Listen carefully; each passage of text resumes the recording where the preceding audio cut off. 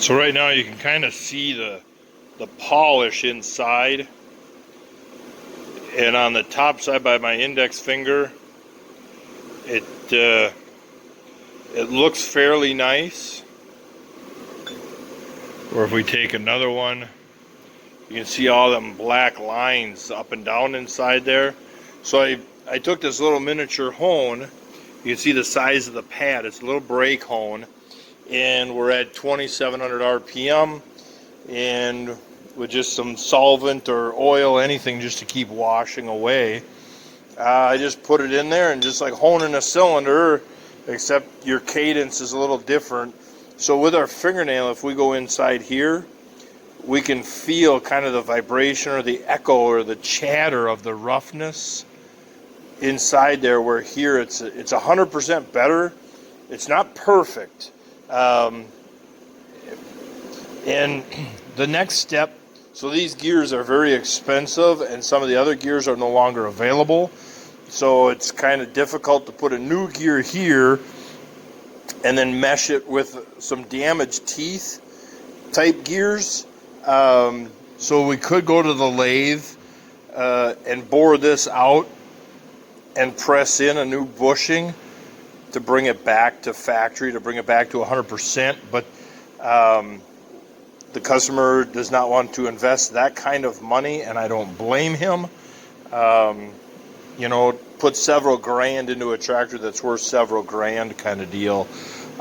So that's why we're doing what we're doing. I think this will be very good. I think this is a very good fix with what we have to work with. And so we'll clean these two up and see how they turn out.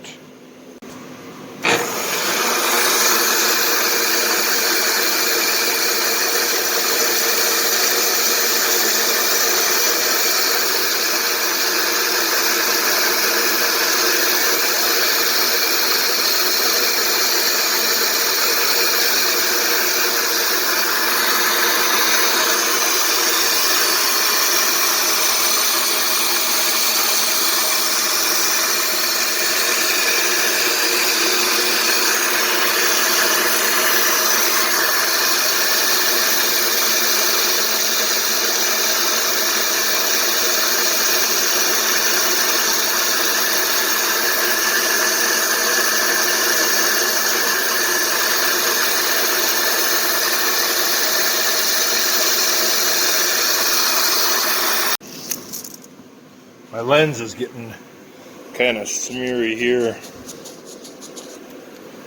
Let's see how he turned out.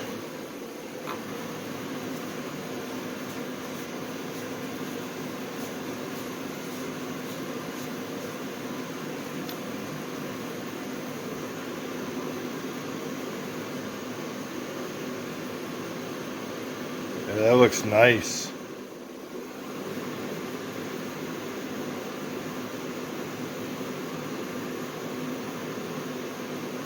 Looks real nice. Feels real nice.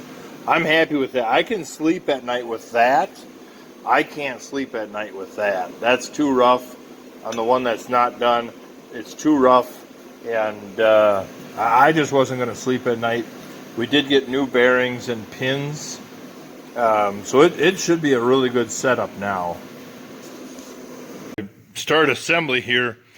I happen to have some Cat Blue grease. That Cat Blue grease is just a good one for around the farm, especially on the seasonal equipment, because it doesn't get crappy. But you line the inside of the gear with a layer of grease so the needles stick, and there's a washer, a small washer that will go on each end.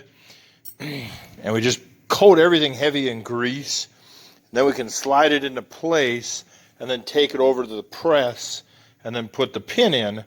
And then we shouldn't have any problems with things falling down and getting out of place. And so, yeah, it works slick. Same with putting gaskets on. If you got to put a big gasket, like a transmission housing gasket, take some grease and just put dollops around, and it will hold that gasket in place without using silicones or something that become just a glued on mess for the next guy. But yeah, so we'll get these needles in. washers in, and then we'll put it in. And just like that, our first one is in. Our jack, the shop press, leaks oil.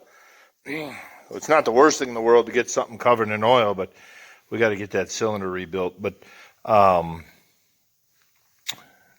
yeah, so when it sits over time, the bottom part of the cavity where you'd have a fitting on a two-way cylinder to push the rod back in, that cavity fills up with oil. So when you extend it, it just drains out of that cavity. But different topic, different day. So that rolls nice. Let's get these other two done and keep going. I don't know about you, but there's just something pretty about a gear with a good needle bearing setup inside. Yeah, it's turning out nice. Wonder if the next pin is cooled down. They're a tight fit. I got a piece of paper. I will not be able to do it by hand. But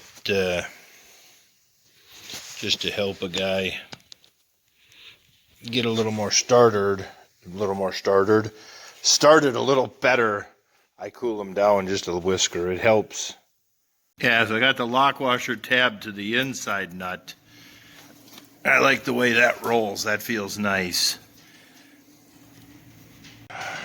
All right, so he's back together. Rolls nice. New oil in the pumpkin and new oil in that hub. The only thing I got to do is I got to change the hydraulic filter quick.